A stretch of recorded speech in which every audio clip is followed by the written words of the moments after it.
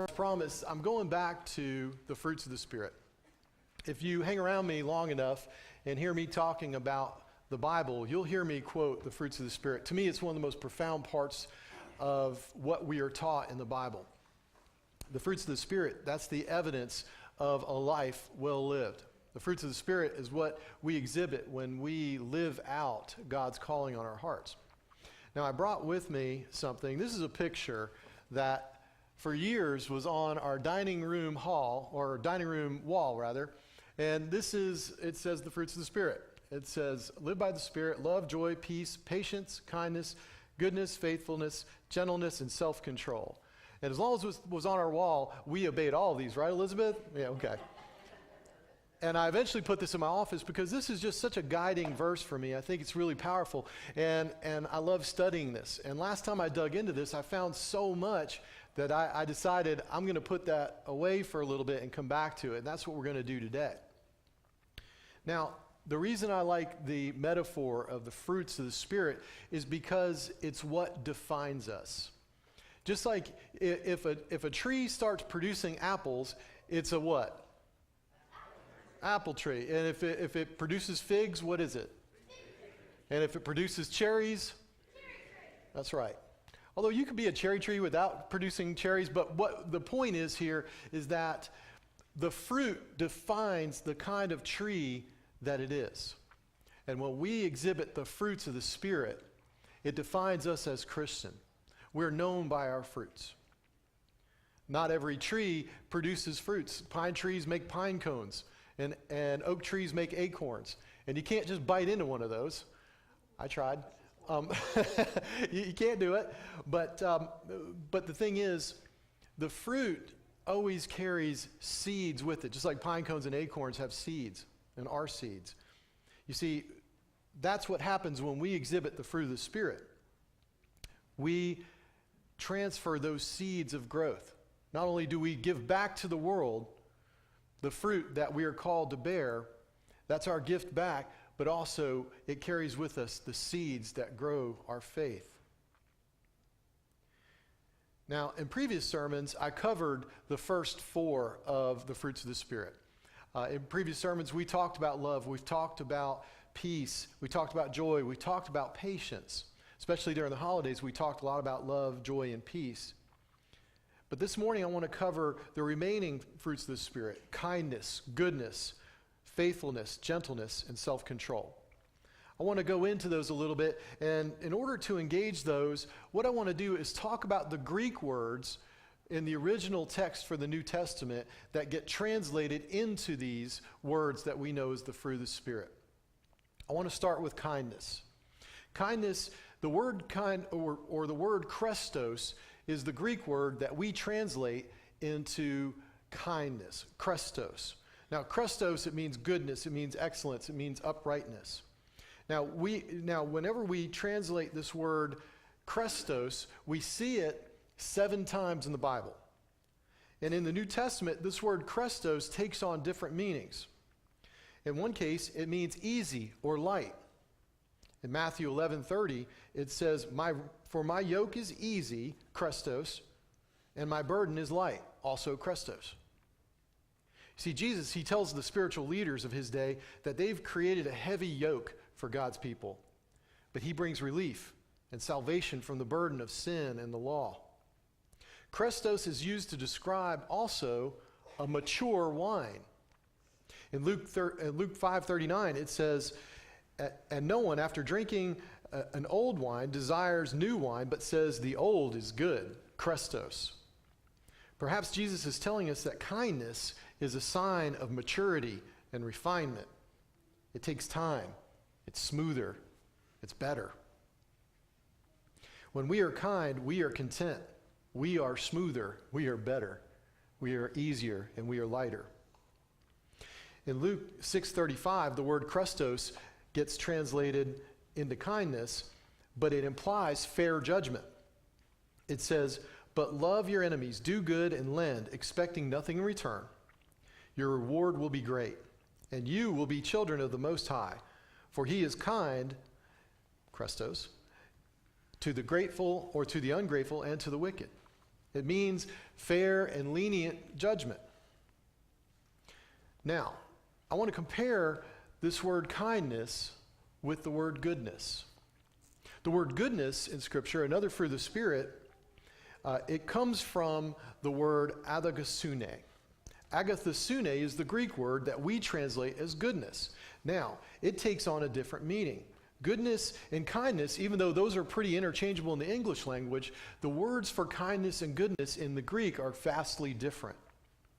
Agathosune, it's often translated as generosity, but when we dig into this word, we see that it's only said 4 times in all of the Bible, and each time it says that agathosune means virtue and accountability.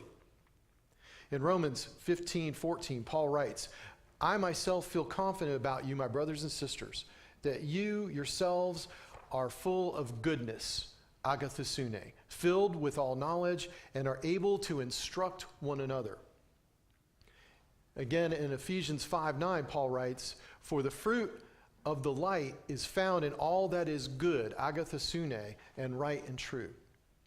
And in 2 Thessalonians 1:11, Paul writes, to this end, we always pray for you, asking that our God will make you worthy of his call and will fulfill by his power every good resolve, agathosune, and work of faith.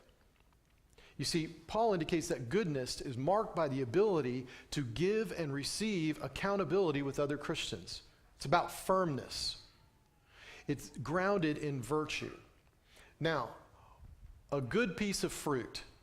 A good piece of fruit. We're talking about the fruits of the Spirit. We're using this metaphor. A good piece of fruit is not too hard or too soft or too bitter or too sweet. What the difference between kindness and goodness, when we talk about kindness, we see it's easy, it's light, it's forgiving, it's grace-filled. But when we hear goodness, it's about responsibility, accountability, firmness. You see, a good piece of fruit. Let's use a banana for an example. Let's say you go to the grocery store and you pick out a bright green banana. And it's going to be hard. And when you bite into it, what's it going to taste like? Yuck is right. It's going to be kind of hard. It's going to be bitter. All right, let's say you go to the grocery store and you get just a full-on brown banana that's falling apart. And you open it up, there's little fruit flies flying around it. You bite into that, what's it going to taste like? Banana pudding. It's going to be mush. It's going to be absolute mush. You can make bread out of it, but you probably don't want to eat that. And right in between the two of those, you have a beautiful yellow banana. You open it up, it's sweet enough, it's firm enough, it's a good piece of fruit. See, there's so much in this. I get so excited about this stuff. See, Paul asks us to read between the lines here. He tells us to be Christians, to be Christian people, we must exhibit the fruits of the Spirit. One of those fruits is kindness. We need to be caring, giving, loving, but we also need to be good, and we need to be firm and accountable to God and each other. So accountable that we need to hold each other accountable. And the balance between kindness and goodness is right there in the middle. Right there in the middle. We want to be those yellow bananas, people. We don't want to be so soft and sweet that we let everything go. And we don't want to be so green and bitter and hard that we just don't project God's grace. You see, that's where the balance is. The truth is in that comma in between the two of those words. And all throughout the Bible, we see that balance between kindness and goodness, between the law and gospel, between truth and grace. Now, another fruit of the Spirit is faithfulness. In the Greek word that we translate from faithfulness or into the word faith or faithfulness is the word pistis. Now, this word appears 453 times in the Bible. It's all through there. We're not going to go into those. But it's often translated as faith, belief, trust, confidence, and fidelity. It also means to persuade or be persuaded. The word epistle, which is what we're reading from today, Paul's letter, it finds its root in the Greek word for faith, pistis, epistle. And it's a letter intended to persuade readers and bolster their faith. Now, this old Greek word pistis It's also used by Aristotle and Socrates. We know who those folks are. They're very famous philosophers. And they use that word to describe trusting something enough to orient your life to it. To them, faith is a form of allegiance. See, allegiance is when you choose between two things, and you have a choice between two things, and you say, I choose this. What you choose is your allegiance. When you have doubt, you choose based on your allegiance. Now, the word for faith is also a nautical word. It's a phrase that a person would use to describe the trust. In the ancient world, if you got on a boat, there's a chance you weren't going to make it where you're going to go. It used to be very dangerous to get on a boat because they didn't have all of the technology we have today. They trusted the stars, and they trusted that they would get there. They had no idea. They didn't have radar or anything like that. So it was an act of faith to get on a boat and make a cross-sea voyage. And that faith that you put in that boat getting where it's supposed to go safely, it was also called faith. It was called pistis. It's a nautical term. It was trust. But faith and trust are two different things. Trust is something that we can do as humans. We make an effort to trust. Faith, however, is a gift from God. Faith then is something we receive after we initially trust God. See, living by the Spirit is an act of trust that can only be carried out by the gift of faith. Now, the next fruit of the Spirit I want to talk about is gentleness. I think we all have a good idea of what gentleness really is. Gentleness, it comes from the Greek word praus, P-R-A-U-S. Now, praus is a term, it's an ancient Greek term, often referred to as a tamed animal. A tamed animal would exhibit prowess, not living up to its destructive power. You see, this is what happens when we become Christians. We tame the wild beast inside of us. See, a tamed animal, it learns a new allegiance. It's learned to trust its master and resist its natural instincts. See, gentleness, when I think of gentleness, the image that I'll often think of, I'll think of just like a big 320-pound biker dude who's just looks really menacing holding a baby, or holding a kitten. I mean, that's what gentleness looks like, right? When I think of gentleness, I think of Bob and Donna's dog, Missy, That was a gentle giant. This is a big dog that had a big bark, but it was the sweetest dog you ever saw. Gentleness. That's what gentleness is. You see, that's what happens when we become Christians. Our wildness gets tamed. We deny our sinful nature because we have a new master and we trust him. Gentleness is similar to the next fruit of the Spirit, self-control. Now, the word that we translate for self-control from the Greek, it comes from the word enkrates, which means self-mastery or strength. Self-control, or enkrates, is the ability to exercise the allegiance that we have to God. When given choices, we choose the right thing with self-control. We all have a battle inside of us between passion and reason. Like, I'm trying to drop a few pounds before the summer, but if somebody shows up with a box of Krispy Kreme donuts, there's going to be a battle between reason and what I know I should do. I know I should probably not eat those donuts. I'm going to eat those donuts. I'm going to tell you, I'm going to eat the donuts.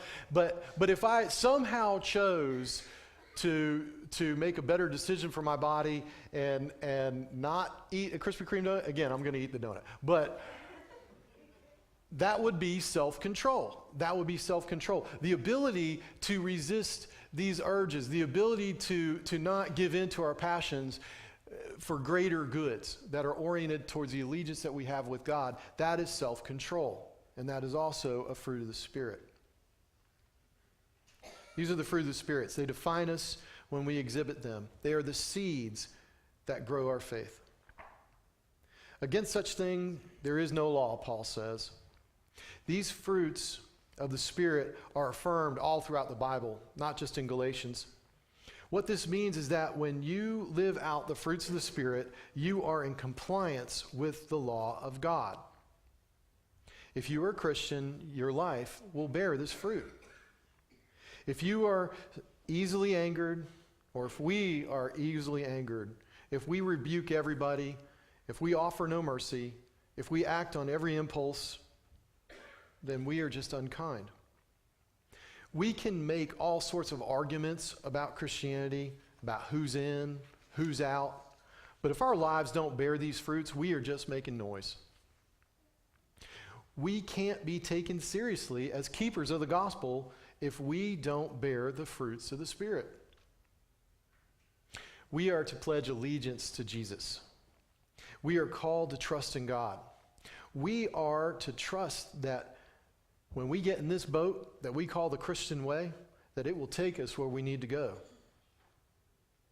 We are called to be people who offer mercy to the broken and to rebuke the proud. We are called to tame the wild beasts of our sinful natures. We are called to seek God's wisdom and use that wisdom in making our choices. By living our lives in this way, we will find peace. And through that peace, we will find joy. And when we share that joy with others, when we share God's love, well, they'll know we're Christians by our love. Now, I'm going to finish with a song that I think helps tell this story. It's one that I think is appropriate for Mother's Day too, because this is something that moms do. It's called Shower the People. And you may know it. I know Bob knows it.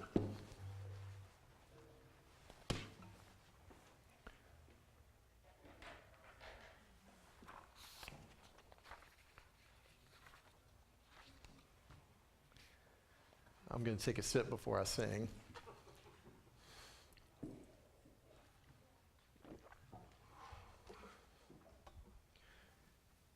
Y'all know this song by James Taylor, right? Shower the People. We're going to get to the chorus, and I'll ask everybody that knows the chorus to sing along with it.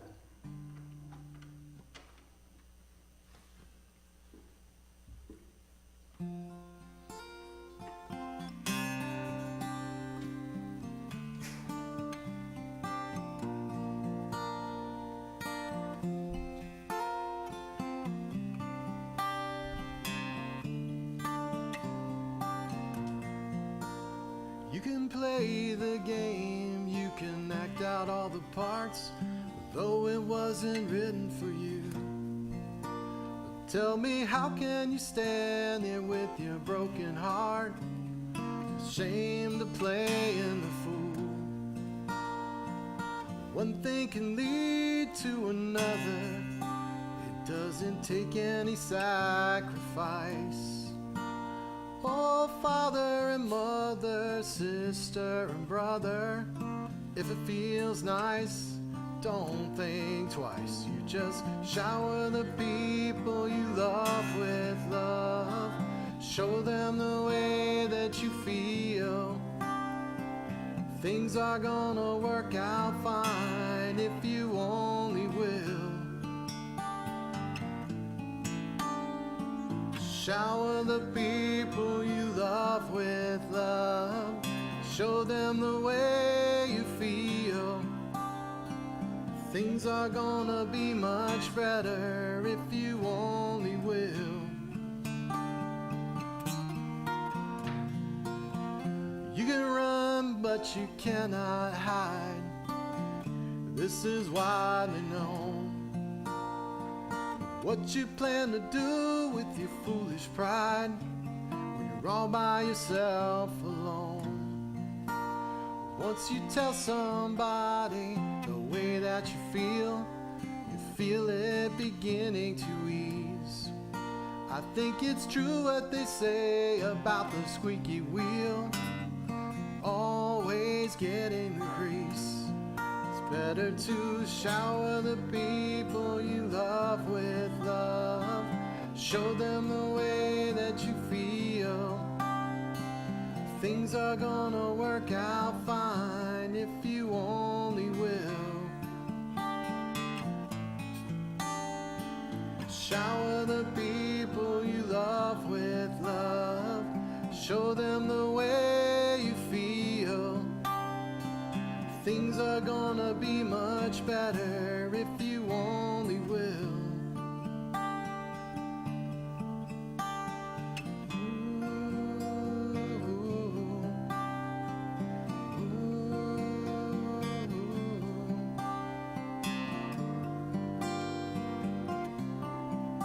like to ask everybody to stand up, if you could.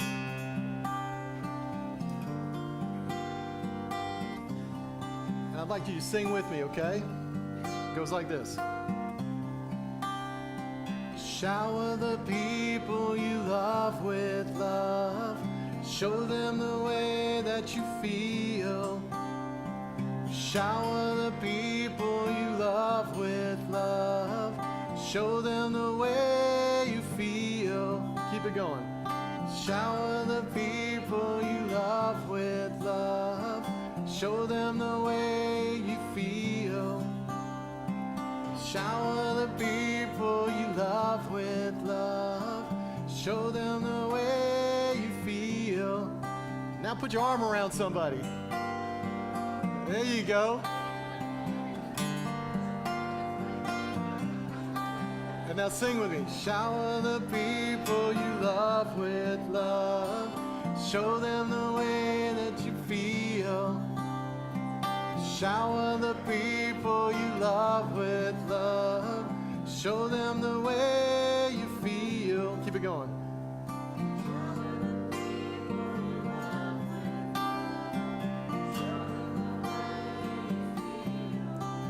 You see in every life little rain must fall. Fall and rain.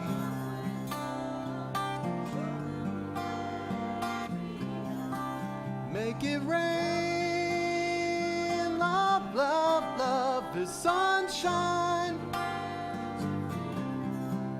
Make it rain, love, love, love, the sunshine.